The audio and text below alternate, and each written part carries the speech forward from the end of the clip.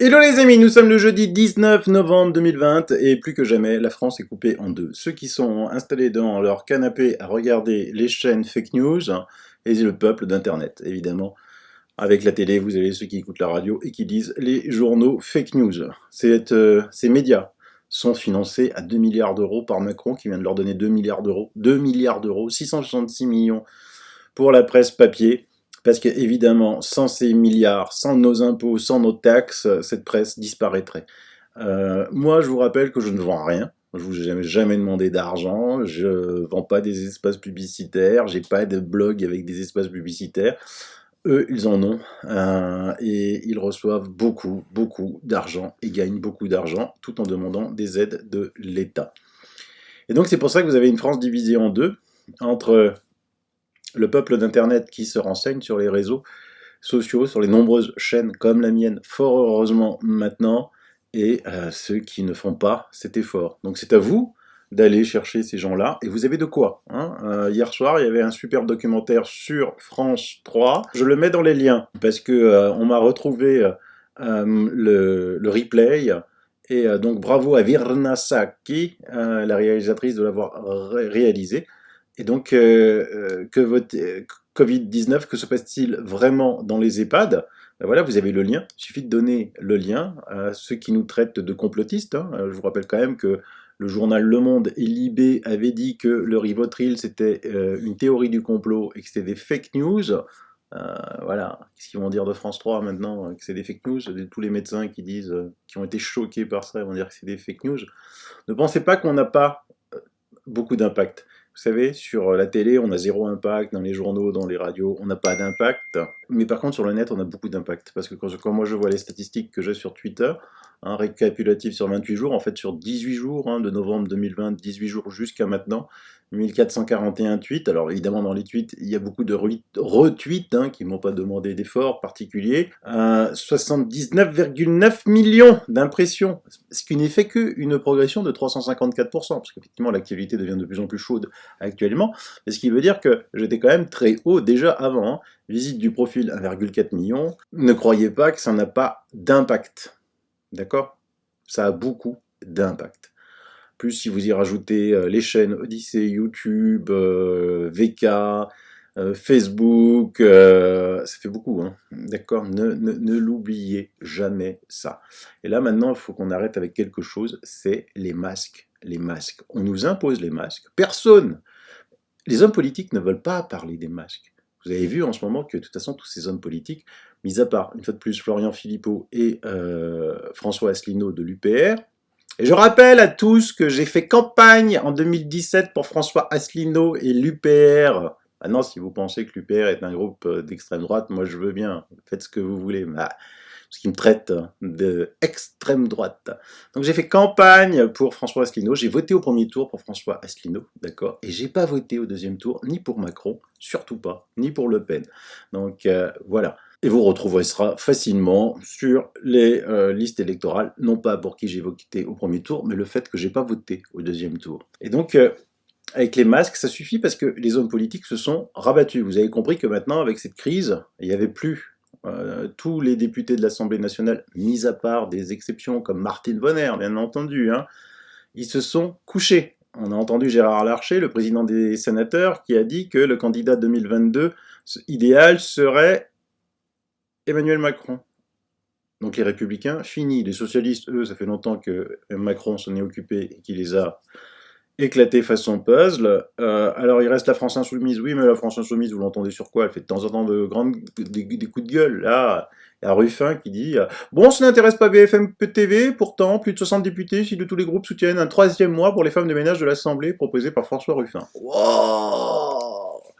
Je dis pas que c'est pas bien, 13e mois pour les femmes de ménage de l'Assemblée nationale, mais franchement, il n'y a rien de plus urgent là. Il y a des commerçants qui crèvent la dalle, il y a des indépendants qui crèvent la dalle, il y a des hôteliers qui crèvent la dalle, les coiffeurs crèvent la dalle, tous les commerces non essentiels crèvent la dalle, tous les sous-traitants des non essentiels crèvent la dalle, et toi, tu t'occupes du 13e mois des femmes de ménage de l'Assemblée nationale. Waouh, franchement, chapeau bas, chapeau bas.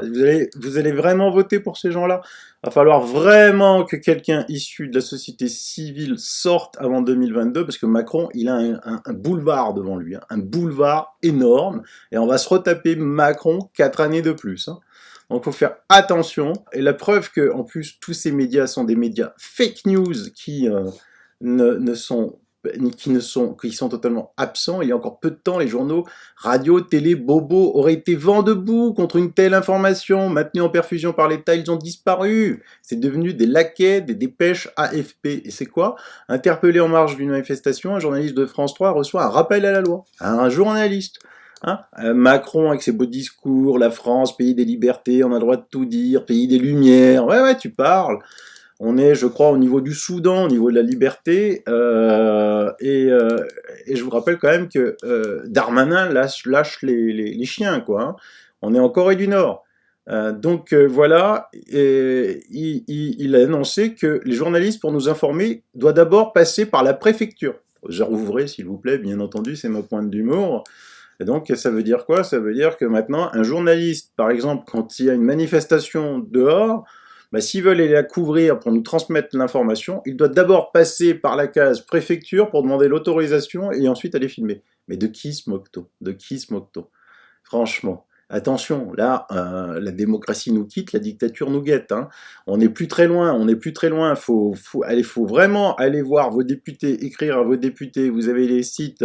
Assemblée nationale, il suffit de taper dans un moteur de recherche comment écrire à son député, il faut aller le voir, il faut y aller, faut y aller. Heureusement, nous avons 1000 avocats, quasiment 500 professionnels du droit ont désormais répondu à un appel à signature pour une tribune appelant au déconfinement et à la défense de la vie sous tous ses aspects.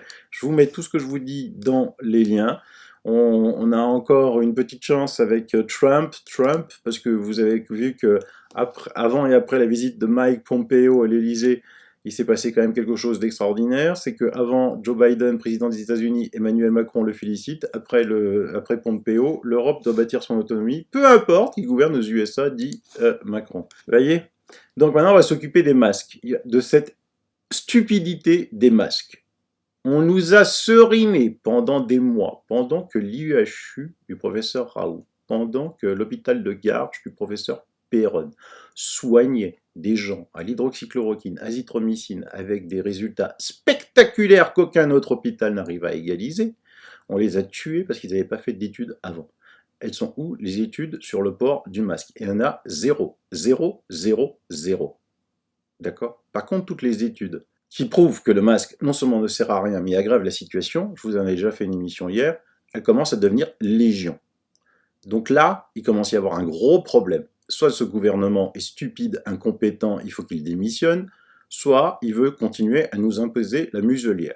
Donc je vais vous laisser un article, 12 graphiques qui montrent que, alors c'est traduit de l'américain, que le port du masque ne font rien pour arrêter le Covid. Écoutez bien, partagez cette vidéo si vous en avez envie pour réveiller ceux qui dorment. Les masques sont devenus un outil politique et un talisman. Lorsque le Covid a frappé, les gouvernements ont paniqué et ont créé une énorme peur.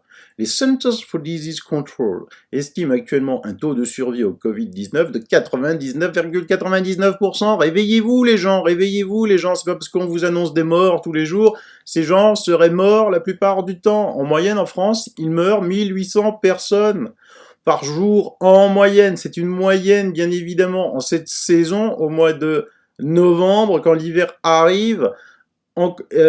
Il en meurt plus qu'en été, c'est comme ça, j'y peux rien, il suffit de voir les statistiques, hein, hormis les accidents de la route. Bien évidemment, quand j'ai connu, moi, le professeur Raoult, il annonçait le chiffre spectaculaire que je ne connaissais pas, de 60 000 morts en moyenne des infections respiratoires supérieures par an en France. 60 000.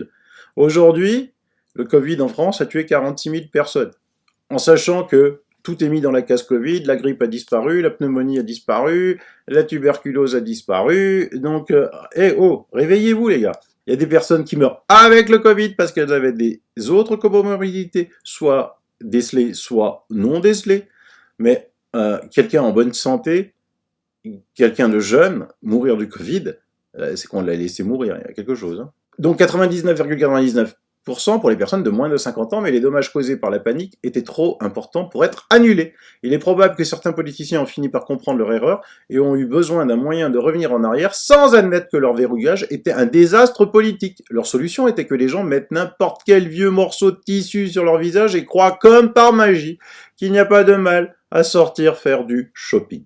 Les masques nous déshumanisent et ironiquement nous rappellent constamment que nous devons avoir peur.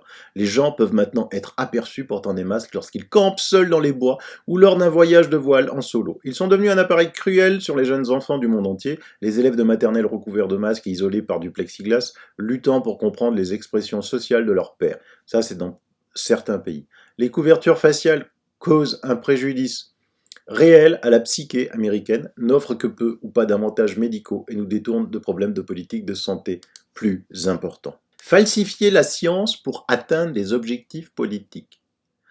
Vous voyez, là vous allez comprendre que les fake news, c'est dans les médias, télé, journaux, radio. Ces mêmes politiciens et responsables de la santé sont si désespérés de faire croire aux masques qu'ils examinent les dossiers pour défendre leur cause, même lorsque leurs propres données les sapent en fait. Alors, quelle est la science réelle derrière les masques? Commençons par passer en revue les principales études scientifiques. Je vous en avais déjà montré hier, et je vous ai montré cette fantastique étude danoise aussi. Et bien, on va continuer. Le Center for Evidence-Based Medicine à l'Université d'Oxford a résumé 6 études, 6, je vous en rajoute 6 là, internationales, qui ont montré que les masques seuls n'ont aucun effet significatif sur l'interruption de la propagande de la grippe dans la population en général, ni chez les travailleurs de santé. Oxford a poursuivi en déclarant que malgré 2 décennies de préparation à une pandémie, il existe une incertitude considérable quant à la valeur du port du masque. Ils ont prophétiquement averti que cela a laissé le champ grand ouvert au jeu des opinions radicales et de l'influence politique. Une étude sur les agents de santé de plus de 1600 hôpitaux, 1600 a montré que les masques en tissu ne filtraient que 3% des particules. Un article paru dans le New England Journal of Medicine, alors en plus quand vous voyez dans cet article, en cliquant sur le rouge, là, New England Journal of Medicine, vous avez l'article, hein, a déclaré « Le masque à l'extérieur des établissements de santé offre peu de protection, voire aucune, contre l'infection, et que le désir d'un masquage généralisé est une réaction réflexive à l'anxiété liée à l'épidémie. » Il existe de nombreuses autres études crédibles montrant le manque d'efficacité des masques, tels que des études publiées dans le National Center for Biotechnology Information, Cambridge University Press, Oxford Clinical Infectious Disease et Influenza Journal, pour n'en nommer que quelques-uns. Et là aussi, vous pouvez cliquer à chaque fois sur pour trouver l'étude en question. Hein. Et alors, la preuve évidente, il parle d'études placebo, double aveugle, les statistiques. Ben regardez, on y va, en Autriche, hop là, on monte, épidémie, et là, ils veulent des masques. Ouf, quand ça descend. C'est complètement stupide, vous voyez. Alors on va dire, ah bah oui, tiens, ils ont demandé des masques là. Mais non, mais ça descend et puis ça remonte. Donc ça veut dire que, bah, effectivement, vu que ça remonte, que le masque ne sert strictement à rien. Allemagne, hop là. Alors évidemment, en Allemagne, le port du masque était uniquement dans les endroits clos. Mais là aussi, ça n'a pas changé en Allemagne, hein, c'était des endroits clos partout. Ben voilà. Là où ils ont recueilli les masques, c'était en train de descendre, c'était arrivé à presque à rien, et puis c'est remonté. La preuve que le masque ne sert à rien. En France, ah la France. Les Français ont maintenant environ 1000% de cas quotidiens en plus lorsqu'ils ont mandaté des masques, malgré l'un des niveaux de conformité des masques les plus élevés au monde. Je rappelle que c'est un article américain. Donc vous voyez la montée de la France, et c'est là qu'ils ont décidé quand c'était fini, de vouloir des masques, et puis c'est remonté. L'Espagne n'était pas loin derrière son voisin français. L'Espagne exigeait des masques lorsque les cas étaient proches de zéro et a le taux de respect le plus élevé du port du masque de toute l'Europe. Aujourd'hui, l'Espagne est à environ 1500% du niveau de cas par rapport à l'époque où elle imposait des masques. Voilà. Alors regardez, l'Espagne. Alors elle, quand elle a demandé les masques, c'est là où il y avait, c'était flat, quoi. Hein. Et c'est remonté. Qu'est-ce que vous voulez contrer ce genre de statistiques?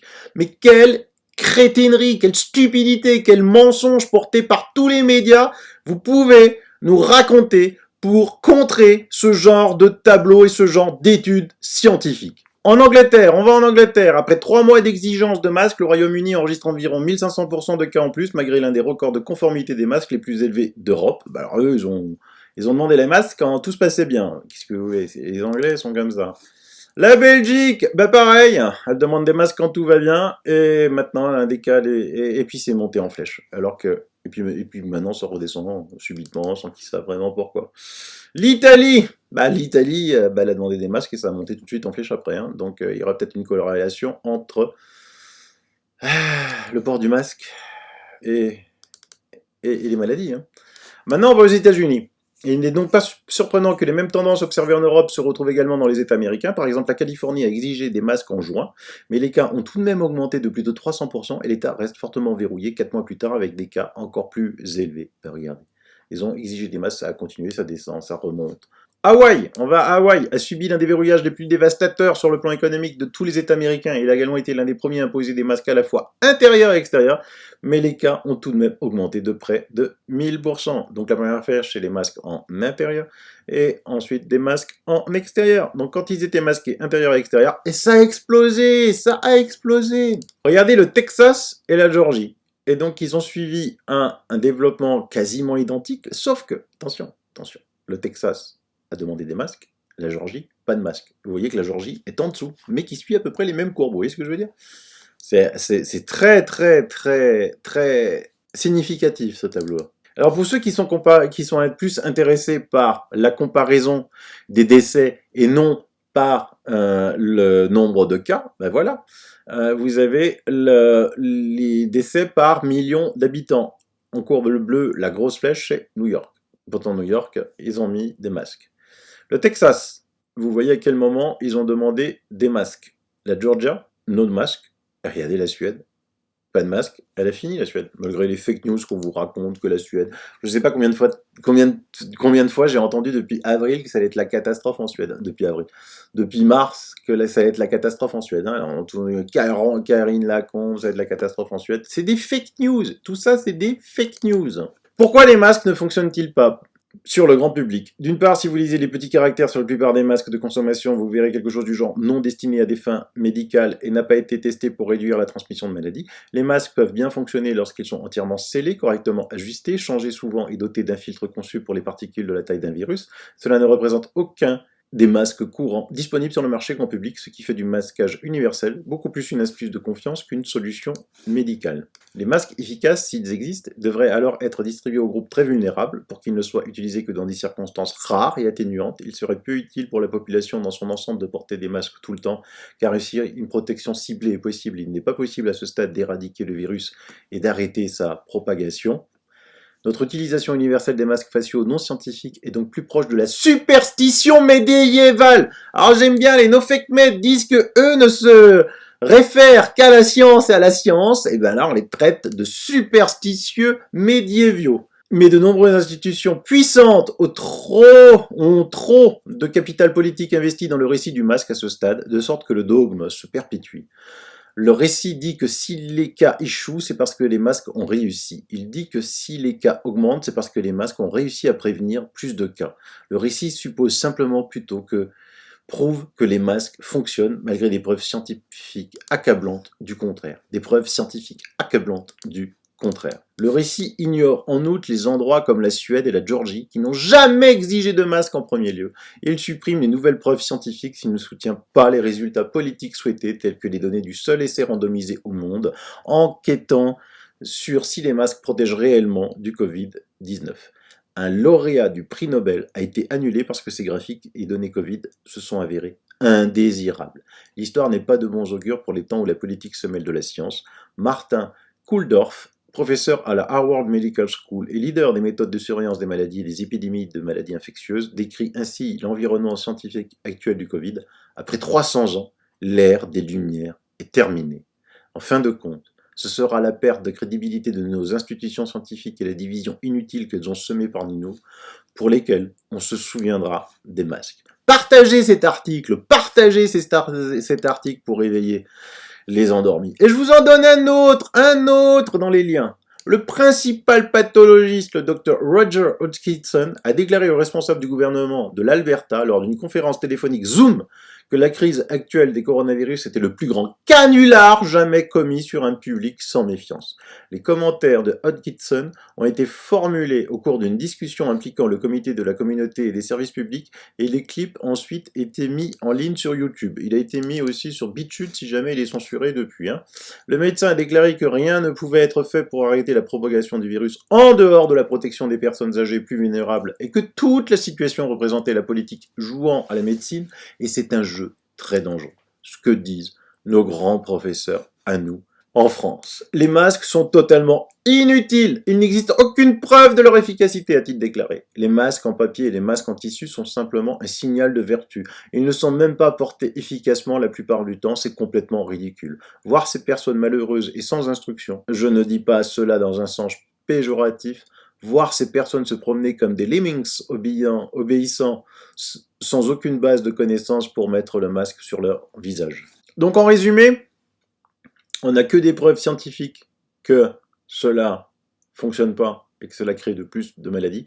Ils ont zéro preuve scientifique comme quoi ça fonctionne et ils nous imposent les masques. Dans quel monde vivons-nous? Alors nous avons porté de nombreuses affaires devant le Conseil d'État qui lui aussi, comme les politiques, ne veut absolument pas se mouiller. Mais lui, il a d'autres raisons peut-être pour ne pas se mouiller. Il y a un livre qui vient de sortir. Le Conseil d'État a courbé l'échine face au gouvernement pendant la crise sanitaire. C'est un livre de Ivan Stefanovic. Petit arrangement entre amis. Force est de constater que le Conseil d'État se refuse à paralyser ou entraver l'action du gouvernement. Il ne s'agit pas d'une question politique de gauche comme de droite. Tous les conseillers d'État s'accordent là-dessus. Ils considèrent qu'ils ne doivent pas stigmatiser l'action de l'exécutif, même lorsqu'il s'agit d'une affaire comme la pénurie de masques, où son impéritie a paru évidente. Malheureusement, ce légitimisme me paraît consubstantiel au fonctionnement du Conseil d'État. Ses membres, environ 320, jugent les requêtes contre les actes réglementaires du gouvernement, mais en même temps, l'institution fournit un grand nombre d'administrateurs de haut rang à l'État.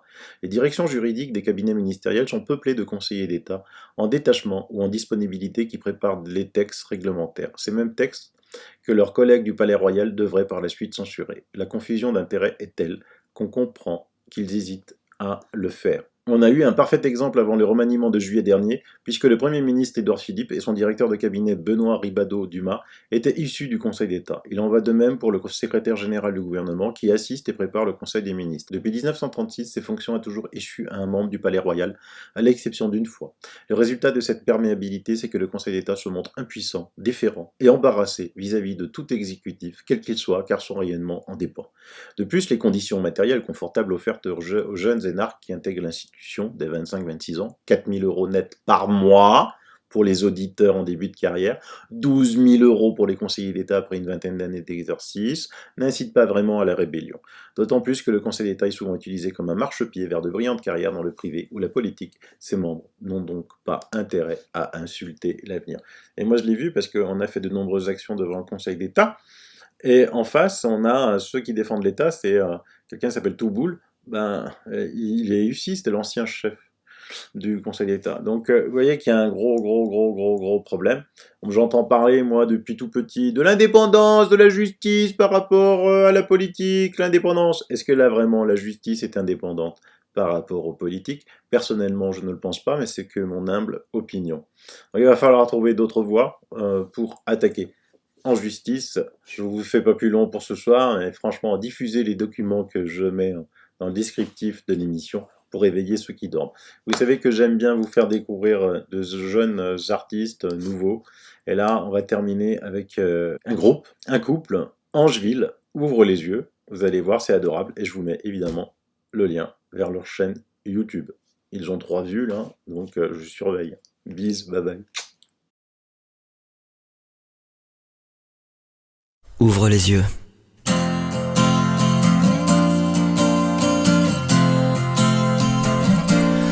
Ouvre les yeux avant qu'il soit trop tard, avant le couvre-feu. Ouvre les yeux. Tu te trompes de route, tu le sais, tu doutes. Change de chemin avant que ça soit la fin. Ouvre les yeux Sur tous ceux qui t'entourent. Fais preuve de bon sens avant qu'il ne tue l'amour. Si tu savais comme j'ai mal quand ils te font du mal. Si tu savais comme j'ai peur que tu pleures. Le vrai, le beau, le feu et